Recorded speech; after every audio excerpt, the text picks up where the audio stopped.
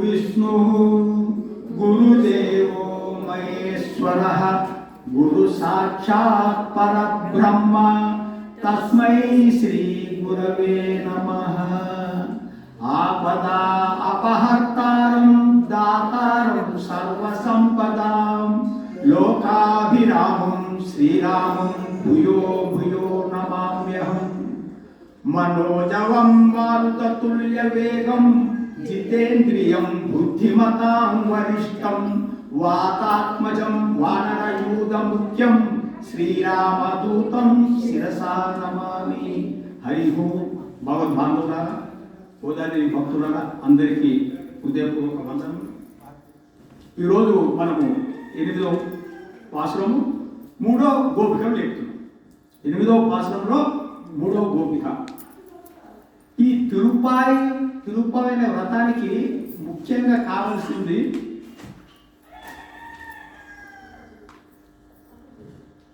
ఈ ఒక అనన్య గతి.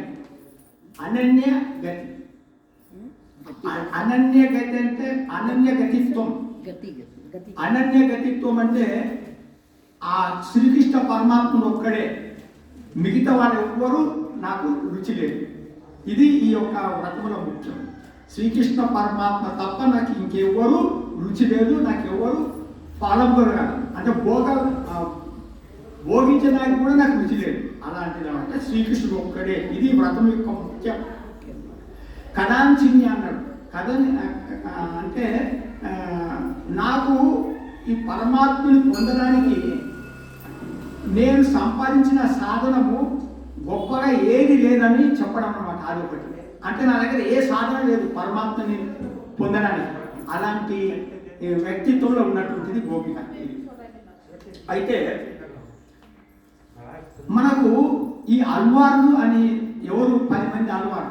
ఇప్పుడు 10 మంది అల్వారులు లేపుతున్నామంటే 10 మంది గోపికలు. ఈ 10 మంది గోపికలను లేపుతూ 10 మంది అల్వారులను మనసులో పెట్టుకుంటుంది అనమాట. ఎవరు? గోదాదేవి. మనకు పరమాత్మ దగ్గరికి వెళ్ళాలంటే ఆచార్యుల సంఘము, భక్తుల యొక్క సంఘము మనకు కావాలి. భక్తుల సంఘము, ఆచార్యుల సంఘం ఉన్నప్పుడే పరమాత్మ దగ్గరికి మనం వెళ్ళగలుగుతాం. ఇది చాలా ముఖ్యమైనది. పరమాత్మ దగ్గరికి నేరుగా పోలేము. గోదాదేవి ఒక గొప్ప పని ఏం చేసిందంటే, ఇంతకుముందు ఉన్న అల్వార్లందరూ పరమాత్మను లేపాడు. ఇంతకుముందు అందరూ పరమాత్మకు మేల్కొల్పు పాడిండు అందరూ పరమాత్మ కోసం.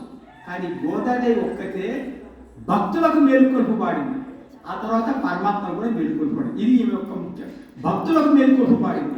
ఇది గొప్పతనం. అంతేగాని ఇప్పుడు 10 మందిని మనం లేపుతున్నామంటే భక్తులను లేపుతున్నది. ఇది మనకు నేర్పుతుంది. భక్తులు మనకు ముందుగా వెళ్తే పరమాత్మ మనకు దొరుకుతాడు. నువ్వు పరమాత్మ సంతోషించాలంటే నా దగ్గరికి రాకర్లేదుగా, నా భక్తులను సేవించు, నేను నిన్ను ఉద్ధరిస్తాను అనే వాక్యాన్ని గోదాదేవి పాటిస్తూ వచ్చిందన్నమాట. అది ఈమె చేసింది. ఈ 10 మంది గోపికలు. ఈ అల్వారు 10 మంది అల్వారు మనం నిత్యం పఠిస్తున్నాం. మనం నిత్యం 10 మంది అల్వార్ల పేరు పఠిస్తున్నాం. చెప్పండి. మనం నిత్యం పఠిస్తున్నాం 10 మంది అల్వార్ల పేర్లు మనం రోజు. గోదాయ నమః, మహాలక్ష్మి నమః, ఈ 10 మంది అల్వార్ల పేర్లు ఉన్నాయి కదా, నిత్యం గరుడాయ నమః, గరుడాయ నమః. ఈ అల్వార్ కాదు. భూతం సహస్ర మహాకావాయ భక్తనాథ శ్రీ భక్తిసార కులశేఖర యోగి వారాన్ భక్తాంగి వేణు పరకాల యతీంద్ర విశ్రాన్ శ్రీమద్ పరాంకుశం ప్రణతోస్మి నిత్యం. నిత్యము వీళ్ళని మనం స్మరణ చేస్తున్నాం. ఇది ఈ 10 మంది అల్వారు. చూసినావా? ఈ 10 మందికి మీకు ఊరికే చెప్తున్నా అంటే మనం చదువుతూ వెళ్ళిపోతున్నాము. ఈ 10 మంది అల్వారని కూడా మనం ఎక్కడ ఈ 10 మంది అల్వారు అంటున్నాం. రోజు వస్తున్నాం మనం. భూతం సరచ్చ మహాదాయ భట్టనాథ. ఈ 10 మంది పేర్లు వచ్చేసినాయి. ఈ 10 మందిలో ఈరోజు మనం మొన్న నిన్న ఈరోజు 3 అల్వారని చెప్తున్నాం అనమాట.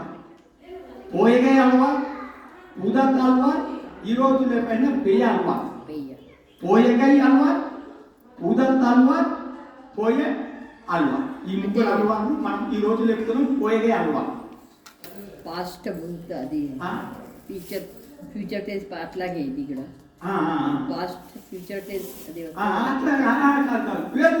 పేరే. ఈ అల్వార్లు ఎక్కడికి వచ్చిండ్రు తెలుసా? ఎవరు అంశం వీళ్ళు? విష్ణు కాదు, ఇది చూసిన పంచాయుధ స్తోత్రం. మీకు కాదని చెప్తున్నా. పంచాయుధ స్తోత్రంలో శంఖంతో వచ్చిన అంశం అన్నమాట. మున్నాడు నిన్న గదా అంశంతో వచ్చినాడు, ఈరోజు ఖడ్గం అంశంతో వచ్చినాడు. అంటే మనకు పరమాత్మ యొక్క చేతిలో ఉన్నటువంటి ఆయుధాలన్నీ ఒక అంశంతో వచ్చినాడు. అల్వాడుగా వచ్చి ఎక్కడ వచ్చిందంటే దక్షిణ భారతదేశంలో వచ్చినాడు. దక్షిణ భారతదేశంలో వచ్చి ఎన్నో ప్రబంధాలు రాసినారు. అంటే గోదాదేవి ఒక అల్వాడు. ఈ గోదాదేవి మనకేమి రాసిందంటే తిరుపతి రాసింది. ఇట్లా 10 మంది అల్వాళ్ళు 10 ప్రబంధాలు రాసి మనందరినీ పరమాత్మ దగ్గరికి పోనికి మనకు చేసింది. ఈ పంచాయుధ స్తోత్రంలో చేసినటువంటి ఈ ఆయుధాలన్నీ కూడా పరమాత్మ అల్వాళ్ళుగా పంపించినాడు. ఓకే, ఇప్పుడు మనము 8వ పాసురాన్ని అనుసంధానం చేస్తున్నాం.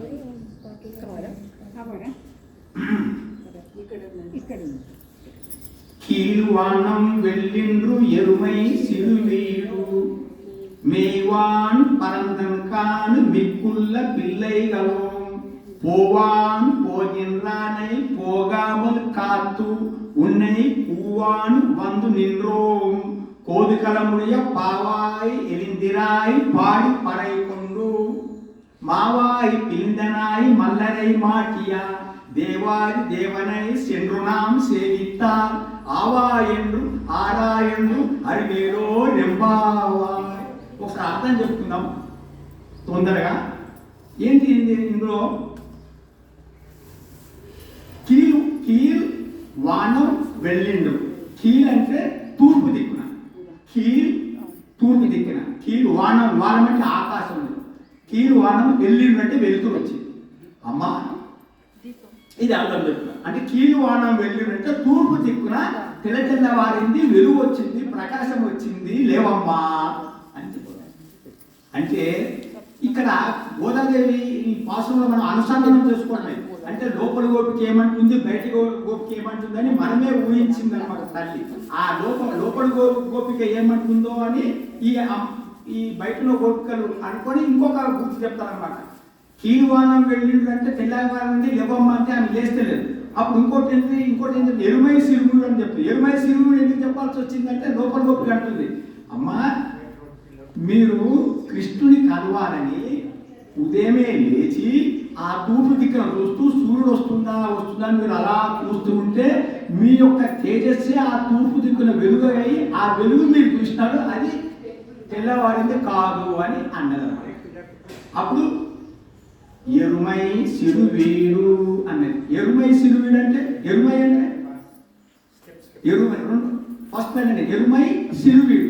ఎరుమై అంటే గేదెలు. గేదెలు అంటే ఇవన్నీ మైషాలు, గేదెలు, ఆవులు అన్నీ అనమాట. గేదెలు అంటే ఆవులు అన్నీ వస్తాయి కదమ్మా. గేదెలు అంటే అన్నీ వస్తాయి కదా, ఆ బర్రెలు వస్తాయేమో. గేదెలు అంటే బర్రెలు. ఇక్కడ ఎరుమై సిరువీడు. సిరువీడు అంటే చిన్న తోట. అడవిలోకి పోయే ముందు చిన్న తోటకు పంపిస్తారట. ఇది ఈ గేదెలని. ఎరుమై సిరువీడు మేయువాన్ అంటే మేత కోసం. ఉదయమని మేత కోసం గడ్డి, ఆ మంచు ఉంటుంది, ఆ మంచు గడ్డి మేత కోసం మేయువాన్ పరందనక నలవైపులో పోయినాయమ్మ లేవు అని ఇంకొక మాట చెప్తుంది. ఎరుమై సిరువీడు మేయువాన్ పరందనక. చిన్న బీడుకు, చిన్న తోటకు ఈ గేదెలన్నీ మంచు ఉన్న గడ్డిని వేయనికి వెళ్ళినాయమ్మా అని అంటే అప్పుడు కూడా అక్కడ ఒప్పుకుంటుంది. ఇంకా లేస్తలేదు. అప్పుడేమన్నారంటే, అది కాదమ్మా మీరు బావిలో మీరే లేచిండ్రా లేకపోతే ఇంకెవరైనా లేచిండ్రా? మీరే లేచిండ్రా అనుకో, ఉదయం అయిందని మీరు అనుకుంటున్నా, ఇంకెవరైనా లేచిపోతున్నా అంటే మిక్కుళ్ళ పిల్లయ్యగలం. మిక్కుళ్ళ పిల్లయ్యగలం. మిక్కుళ్ళ అంటే నీవు తప్ప అమ్మ, అందరు ఊళ్ళో వాళ్ళందరూ మనం అనుకున్న స్థలానికి పోతా ఉన్నారు. అందరూ పోతున్నారు, నీవు తప్ప. మిక్కుళ్ళ పిల్లలు, నీవు తప్ప మిగిలిన బాలికలందరూ మనం అనుకున్న స్థలానికి అంటే మన వ్రత స్థలానికి వెళుతున్నారమ్మా అన్నాడు. అంటే అందుకోసం పోవాన్ పోగిన్రానై పోగామని కాదు. పోవానంటే చాలా ఉత్సాహంగా పోతున్నాం. ఎక్కడికి? మనం అనుకున్న స్థలానికి. అనుకున్నాం కదా ఇక్కడ కలవాలని అందరం. ఆ పోవాన్ చాలా ఉత్సాహంగా పోతున్నారు. ఇది మనకు కావాలి జీవితంలో. ఏదైనా పని చేస్తే ఉత్సాహం ఉండాలి, ఎంజాయ్ చెప్తున్నారు. ఉత్సాహం లేకపోతే మనం చేయలేం. ఇప్పుడు మనం పొద్దుగల ఇక్కడ రావాలంటే ఎంతో ఉత్సాహంతో పరిగెత్తుకు వస్తున్నాం. ఉత్సాహం లేకపోతే ఏం చేస్తాం? మంచిగా పనుకుంటాం ఇంట్లో. కాబట్టి ఏ పని చేసినా ఈరోజు మనం నేర్చుకోవాల్సింది ఏంటంటే ఉత్సాహం అనుకుంటే ఉత్సాహం అని ఉండాలి. అప్పుడే నువ్వు పనిని చేయగలుగుతావు. కాబట్టి పోవాన్ అలా ఉత్సాహంతో అందరూ పోతున్నారమ్మా. పోవన్ పోగిన రానై అట్లా పోతా ఉన్నారు. పోతుంటే పోగామలు కాదు అట్లా పోయే వాళ్ళని ఆపినమ్మా. మీరు అందరు పోతుంటే నన్ను ఎందుకు పిలుస్తున్నారంటే లేదమ్మా, వాళ్ళని ఆపి ఉన్నాయి పువ్వాను వందు నిన్రోం ఉన్నాయి నిన్ను. నువ్వెవరు? శ్రీకృష్ణుడే నిన్ను ఎక్కువగా ప్రేమిస్తాడమ్మా. అలాంటి నిన్ను ఉందన్నై కువ్వాను పిలుచుకోవడానికి, కువ్వాను పిలవడానికి ఉందన్నై కువ్వాను వందు ఇక్కడ వచ్చిన వందు నిన్ను వచ్చి నీ ఇంటి ముందు నిలిచినామమ్మా. నువ్వు ఎలాంటి దానివి? కృష్ణుడే నిన్ను ప్రేమిస్తాడు. అలాంటి దానివి నువ్వు. ఎందుకంటే మనం పెద్దలు చెప్పిన పని మేము చేస్తామని వాగ్దానం చేసినాం కదా. పెద్దలు ఏం చెప్పిండ్రు? ఒక పరమాత్మ దగ్గరికి పోవాలంటే మనము గురువులని కానీ మన భక్తులను కానీ ముందు పెట్టుకొని వాళ్ళ నాయకత్వంలో ఆ స్వామి దగ్గరికి పోవాలి. అందుకోసం నీ దగ్గరికి వచ్చి నువ్వు నిల్చున్నావమ్మా. నీకు శ్రీకృష్ణుడు అంటే శ్రీకృష్ణుడు నీ మీద చాలా ఇష్టపడతాడు. కాబట్టి నువ్వు మా ఎందుకు ఉండి మాకు నాయకురాలుగా ఉండి మమ్మల్ని శ్రీకృష్ణుడి దగ్గర తీసుకుపోవాల్సింది పోక నువ్వు తామస నిద్రతో ఉంటావా తల్లి అని అంటే నువ్వు ఇలా పండుకుంటే మాకు ఎట్లా అవుతుంది? మమ్మల్ని కూడా శ్రీకృష్ణుడి దగ్గర తీసుకువెళ్ళు. కోదు కలముడియా అంటే ఓ ఉత్సాహం కుతూహలం ఉన్న ఓ భామిని. కుతూహలం ఉన్నట్టు అంటే శ్రీకృష్ణుడు కూడా ఈమంటే కుతూహలం అంట. కుతూహలం అంటే ఉత్కంఠ కలవాలని, శ్రీకృష్ణుడు కూడా ఈమెను కలవాలన్నంత ఇదనమాట. అందుకోసం ఈమె శ్రీకృష్ణుడే వస్తాడని చెప్పి పండుకున్నది. అంత ధైర్యం ఉన్నటువంటిది. శ్రీకృష్ణుడే తను వస్తాడు, నేను శ్రీకృష్ణుడి దగ్గర పోను, శ్రీకృష్ణుడు నా దగ్గరకు వస్తాడు అన్నటువంటి గోపిక ఈ గోపిక. కాబట్టి ఇలాంటి గోపిక మన దగ్గర ఉంటే మన వ్రతం బాగవుతుందని అందుకోసమే ఈ గోపిక దగ్గరికి మనం అందరం వచ్చి లేపుతున్నాం అనమాట. ఇది గోదావరి చెప్తుంది. ఇలా లేపుతుంటే ఏమంటుంది? పావాయి ఎలిందిరాయి పాడి పరేయకుండా. పావాయి ఓ చిన్నదాన పాడుదాం. ఆ శ్రీకృష్ణుడి యొక్క కీర్తనలు పాడుకొని పాడి పరైకొండు. పరై అంటే ఆ వాయిద్యం తప్పెట. ఆ తప్పెట మనకు కావలసిన వ్రతానికి కావలసిన అదొక అంగం. వేరే పదార్థాలు కూడా ఇస్తాడు ఈ యొక్క తప్పెట. ఇక్కడ పరై అంటే తప్పెట, వాయిద్యం, ప్రణవం అనే ఈ తప్పెట పాడి పరై కొండంటే తీసుకుందాం. అందుకోసం ఈ వ్రతం చేసి ఆ శ్రీకృష్ణుని పాడి ఆయన దగ్గరికి వెళ్ళి పరై అనే దాన్ని మనం తీసుకుందాం. కాబట్టి ఎలాంటి వాడు శ్రీకృష్ణుడు? మావాయి పిలిందనాయ్. మా వాయ్ అంటే నోరు. మా అంటే గుర్రముగా వచ్చినటువంటి కేసి అనే రాక్షసుడు. మా వాయ్ అంటే ఆయన నోరుని చీల్చి ఆ గుర్రమైన రాక్షసిని అంటే కేసి అనే రాక్షసిని చీల్చి చెందనేటువంటి ఆ శ్రీకృష్ణుడిని మావాయి పిలిందనాయ్. పిలిందంటే చీల్చేసాడు. 2 దౌడలు ఆ గుర్రం 2 దౌడలు పెట్టి చీల్చేసాడు. మావాయి పిలిందనాయ్ మల్లరై మాటియా అంటే చానూర ముష్టికులనే మల్ల యుద్ధాన్ని కూడా మట్టిలో కట్టేసింది. అలాంటి వాడిని దేవాది దేవునై, దేవతలకే దేవుడు, సమస్త జగత్తుకే రక్షకుడు, సర్వము తానే ఉన్నటువంటి వాడు. అలాంటి పరమాత్మ దగ్గరికి దేవాది దేవునై చెండు వెళ్ళి ఆయన సన్నిధికి వెళ్ళి దేవాది దేవునే చెండున్నా మనం అందరం ఆయన దగ్గరికి వెళ్ళి ఏం చేద్దాం? సేవితాల్ అంటే ఆయన పార్పూజ చేద్దాం. చేస్తే అవా అయ్యా మీరే వచ్చినారు అవాయండు. అరే మీరు వచ్చినారా నా దగ్గరికి అంటే అవాయండు ఆశ్చర్యపోతారు. అరే మీరు వచ్చినారా నేను వద్దామనుకున్నా.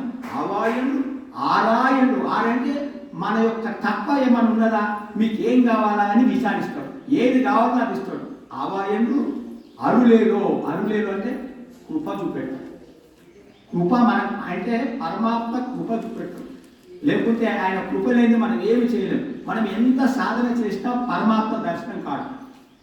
అది ఒకటి. కానీ అంతే అది చెప్పి మనం సాధన చేయకుండా ఉండకూడదు. అంటే పూజ కానీ మనం వ్రతం కానీ మనం తపస్సు కానీ మనం ఈ దాన ధర్మాలు కానీ ఇవన్నీ చేయాలి. చేసినంత మాత్రం పరమాత్ముడు దొరుకుతున్న గ్యారెంటీ లేదు. ఎలా దొరుకుతుందంటే ఆయన కృప. అరే ఈయన దర్శనం ఇస్తా అని ఆయన కృప చేస్తే మనకు దర్శనం ఇస్తారు. ఈ విధంగా ఈరోజు ఈ గోపికను చెప్తూ ఈ ముగ్గురు అల్వార్లకు ఒక చిన్న కథ ఉన్నది. ఈ పోయగల్ అల్వార్, ఉదత్ అల్వార్, తర్వాత పోయ అల్వార్. ఈ ముగ్గురు అల్వార్లు ఒకరోజు ఈ పోయగే అల్వారట ఒక సాయంకాలం దివ్య దేశాలు తిరుగుతూ ఒక గ్రామానికి వచ్చారంట. అప్పుడు మేఘం అమృతమైపోయి నల్లగా అయిపోయి వర్షం పడుతున్నది. అప్పుడు ఈ పోయగల వారు ఒక ఇంటి ముందరికి వెళ్ళి వర్షం పడుతుంది నాకు చోటు చేయనంటే ఒక చిన్న రూమ్ ఇచ్చినట్ట ఆ యజమాని. ఈ పోయగల వల్ల ఆ చిన్న రూమ్లో ఉన్నాడు, వర్షం పడుతుంది. ఇంకొంతసేపటికి అక్కడ ఉండి అయినా భగవంతుడు నామం సంకీర్తన చేస్తున్నాడు ఈ పోయగల వారు. మెల్లగా పూత తలవారు వచ్చిందంట, వర్షం పడుతుంది కదా. ఈ నామ సంకీర్తన ఇక్కడికి వచ్చి అయ్యా నాకు కూడా కొంచెం స్థలం కావాలంటే ఒక్కరే పండుకోనికి స్థలం ఉన్నది, నువ్వు రా ఇద్దరం కూర్చుంటామని ఈ పూజ తలవారు కూడా కూర్చుని పూజ తలవారు కూడా వచ్చి ఇద్దరు కూర్చొని సంకీర్తన చేస్తున్నారు. అది భక్తులు చేయాల్సిన పని. ఎక్కడ కలిసిన భక్తులు నామ సంకీర్తన ముచ్చట్లు ఉండదు అన్నమాట. నామ నామ నామ ఈ విధంగా నామ సంకీర్తన చేస్తున్నాడు ఈ పూజ తలవారు. వీళ్ళిద్దరు నామ సంకీర్తన చేస్తుంటే ఈ పోయగల అలవాడు వచ్చాడు, మహాయోగిన. ఈయన కూడా ఆ వర్షం పడుతుందని పరిగెత్తుకొని వచ్చింది, ఈ నామ సంకీర్తన నిలబడుతుందని అయ్యా నాకు చోటు కావాలంటే మనము ఇద్దరం కూర్చుంటున్నది, నిలబడితే ముగ్గురు నిలబడేది. ఆ చిన్న రూమ్లో ముగ్గురు నిలబడి నామ సంకీర్తన చేస్తుంది. ఈ ముగ్గురు నిలబడి ఆ చిన్న చోట్ల నామ సంకీర్తన చేస్తుంటే పరమాత్మ చూసినట్ట, అబ్బాబాబా ఇంత మహాత్ములు ఒక దగ్గర నిలబడి ఈ నామ సంకీర్తన చేస్తుంటే చాలా సంతోషపడి ఆ మహాత్ముడు మెల్లగా ఆ పరమాత్ముడు ఈ ముగ్గురు మధ్యలో వచ్చాడట. ముగ్గురు నిలబడినీకే స్థలం లేదు. ఇప్పుడు ఆ పరమాత్మ మెల్లగా ఈయన దగ్గరికి వచ్చింది. ఈ ముగ్గురికి చోటు లేకుండా పోయింది. ఏమిరా ఇంత కష్టమవుతుంది, ముగ్గురు నిలబడలేకపోతున్నారు, ఒకరి మీద ఒకరు పడుతున్నారంట. మెల్లగా అప్పుడు తేజస్సు వచ్చిందంట. తేజస్సు వచ్చి విష్ణుమూర్తి ప్రత్యక్షమైంది. ఈ ముగ్గురు మధ్యన విష్ణుమూర్తి ప్రత్యక్షమైతే అప్పుడు ఈ ముగ్గురు కలిసి ఒక స్తోత్రాలు రాసినారంట. అది ఈ మనకు ఈ పరమాత్మ దగ్గర ఈ పాట మంగళ సూత్రం 3 ఈ ముగ్గురు రాసింది. ఇది మహా గొప్ప. అంటే పరమాత్మని నిజంగా చూసిన వాళ్ళు ఈ ముగ్గురు ముదల అల్వార్ అంటారు. ముదల అల్వార్ ముగ్గురు చూసిండ్రు, పెరియ అల్వార్ చూసిండ్రు.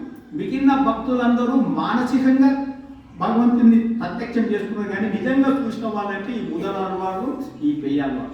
ఇలాంటి అల్వార్లని అంటే నిరంతరము భగవంతుని చింతన ఉన్నటువంటి ఆ అల్వార్లని, ఆ భక్తులని వాళ్ళని లేపితే మనం కూడా ఆడ సంఘం చేస్తే మనకు వాళ్ళు భగవంతుని దర్శనం చేసిన వాళ్ళు కాబట్టి మనల్ని కూడా ఆ భగవంతుని దర్శనం చేయడానికి ఈ సంఘం మనకు తోడ్పడుతుంది. అంతేగాని మనము భక్తులు కాని వాళ్ళతో సంఘం చేస్తే మనము అదో లోకానికి పోతాం. అందుకోసం మనం పట్టుకోవాల్సింది భక్తులను పట్టుకుంటే ఏ భక్తులు నిరంతరము పరమాత్మతో లింక్ పెట్టుకున్నట్టు భక్తులను పట్టుకుంటే మనల్ని కూడా పరమాత్మకు దగ్గరికి తీసుకువెళ్తాం. ఇది ఈ యొక్క 3వ పాసరంలో భక్తులు. హరే నమః.